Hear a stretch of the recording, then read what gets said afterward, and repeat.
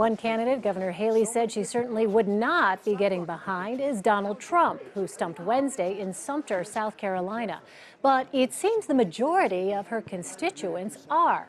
In the latest poll, out of likely South Carolina voters, Trump leads with 35% support, followed by Ted Cruz with 19% and Rubio with 17%.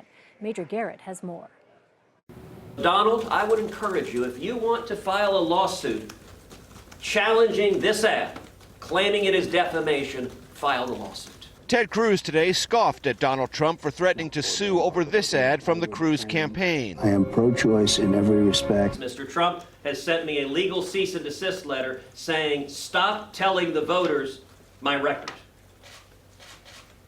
Now, that is objectively legally frivolous. Trump fired back, calling Cruz desperate. I am pro-life and I do not support taxpayer funding for Planned Parenthood as long as they are performing abortions, the GOP frontrunner said in a statement. Trump has called Cruz a liar all week. He's also threatened to sue Cruz over his eligibility to run for president, given his Canadian birth. On another legal issue, Trump said today he would defy Geneva Convention prohibitions and use torture to fight terrorism. Torture works, okay, folks? Torture, I have these guys. Torture doesn't work. Believe me, it works, okay? What do you think of waterboarding? Absolutely fine. But we should go much stronger than waterboarding. Marco Rubio, currently polling behind Trump and Cruz, today won the coveted endorsement of South Carolina Governor Nikki Haley. If we elect Marco Rubio, every day will be a great day in America. It was another blow to Jeb Bush, whose brother, former President George W. Bush, met privately with Haley on Monday. Major is in Walterboro, South Carolina. Major, what impact can Nikki Haley's endorsement have? It certainly doesn't hurt, and it gives Marco Rubio something he wants, which is more publicity about momentum for his campaign here in South Carolina. Rubio is still running in third, getting a little bit closer to Ted Cruz, who's closing the distance a tiny bit against Donald Trump. But Donald Trump is still the undisputed frontrunner here in South Carolina, and most Republicans I talk to, connected to or independent of campaigns, expect him to win on Saturday. But Nikki Haley does do something for Marco Rubio that she is obviously not doing for Jeb Bush, offering her endorsement. Jeb Bush hoped that he might win that endorsement, but he did not. It's another disappointment for the Bush campaign here in South Carolina.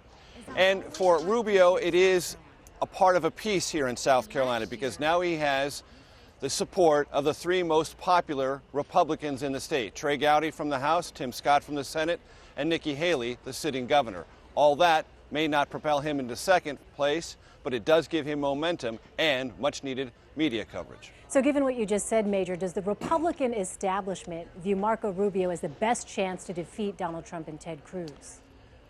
That's a fascinating question, because there is a different story in South Carolina than has historically been told about the Republican establishment. Historically, the Republican establishment, dating back to George Herbert Walker Bush and his victory here in 1988, has been defined largely, though not exclusively, by the Bush family. There is a different establishment in Republican politics in South Carolina now. It is a Tea Party-inspired establishment, if you will. Trey Gowdy elected in the midterm elections of 2010. Nikki Haley elected in the same elections, 2010. Tim Scott, appointed to the Senate in 2012, ran to fill out the remaining 2 years of Jim DeMint's term in 2014. They are part of a newer generation of conservatives and Republicans in South Carolina, and that new generation, the new establishment, if you will, is lining up with Marco Rubio. So at that level, it tells you where the new sort of Tea Party-inspired establishment, at least in South Carolina, has landed, and it's squarely with Rubio. Wow, fascinating development. Let's talk about Jeb Bush. How big of a blow is it to him not getting Governor Haley's endorsement? Well, look, everything that the Bush campaign would like to develop here in South Carolina would help, meaning if you court Nikki Haley, which there was a little bit of courtship here on Monday when former President George W. Bush met privately with her. But look, the Bush campaign is relying on that old loyalty, the sort of royalty from a bygone era of South Carolina Republican politics, and it's finding it's tough going. Jeb Bush simply hasn't caught on here, doesn't have the traction that he thought he might have. A couple of polls have him in the high single digits, low double digits, but a great, great distance away from Trump and even trailing Cruz and Rubio. And if Rubio beats Bush here, then Bush will have an even harder time getting to Florida and saying, I'm a credible challenger to either Rubio, Cruz, or Trump. And if things really go south here in South Carolina, and John Kasich, who had a much lower profile here just a week ago, but developed one after finishing a surprising second in New Hampshire, if Kasich were to somehow pass Bush, then things would really be in difficult straits for the Bush campaign. But we have talked to many Bush donors, committed to the cause, who say they are going to stick with Jeb Bush no matter the results here in South Carolina. But I will tell you, Elaine, if Bush underperforms here, those conversations about sticking with Bush and believing him until the end may be a little tougher to carry out. Yeah, absolutely.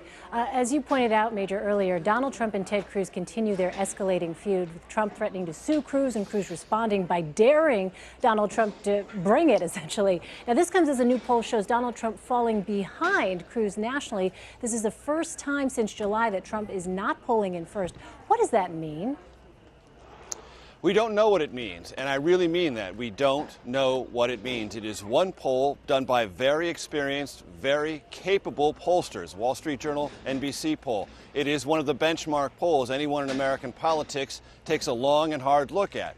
But one of the things that the pollsters admitted is that they changed the composition of those they were surveying on the Republican side, went to a much more conservative composition within the polling subset of Republicans than they had previously. If they'd used the old model, the ones they'd used earlier this campaign season, the numbers would have been 26 for Trump, 23 for Cruz, certainly closer, but still Trump in a small lead.